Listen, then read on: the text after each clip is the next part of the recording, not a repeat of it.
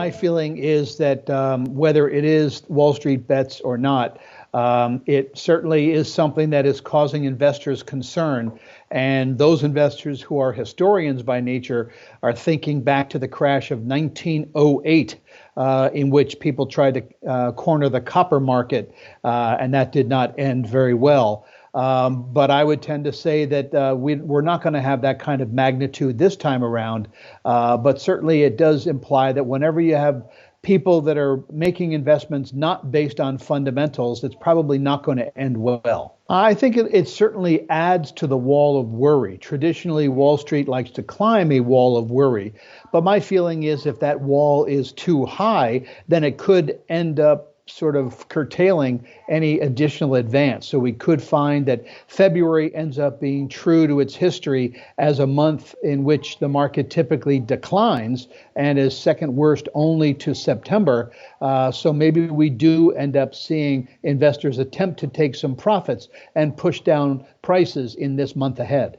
Well, we have been hearing from lawmakers who on one side are saying the SEC should step in and start to control the trading, et cetera, whereas you have other lawmakers who are saying, no, don't deny the retail investor the opportunity to make the money that the hedge funds do. So I think we're going to have a tug of war, not only between the retail and the hedge funds, but also between legislators in Washington, D.C.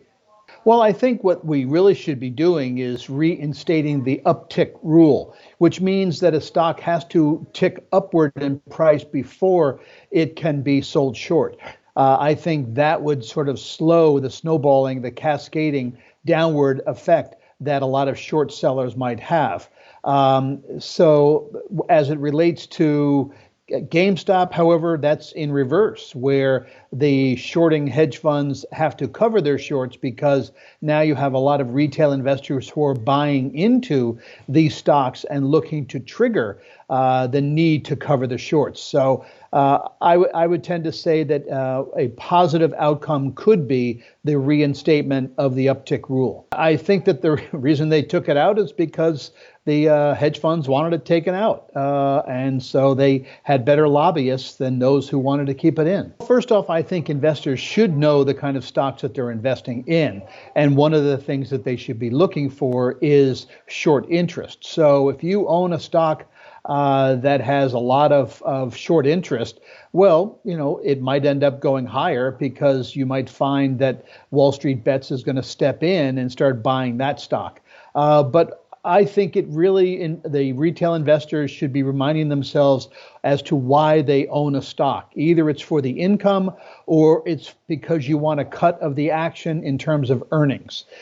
So you want to make sure that you're buying fundamentally sound companies that, by your estimation, are undervalued at this point and that you want to be a holder of for many months or years to come. So my recommendation to investors is don't get caught up in speculation, but focus on the fundamentals and remind yourself why you're investing. I do think that low interest rates, money coming in from the government, combined with a lot of time on people's hands, those three factors could be contributing to this kind of speculation.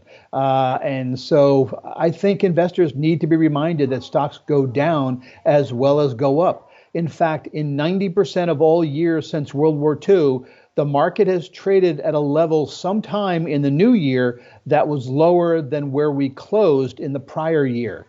I say that, however, also as a reminder that it typically takes a very short period of time to get back to break even, only about 2 months to get back to break even from declines of 5 to 10%, and about 4 months to recoup all your lost from a decline of 10 to 20%. The January barometer issued a negative signal. The S&P was down 1.1% in the month of January, and usually that's not a very good indication, implying that we only end up eking out a very minor advance for the rest of the year.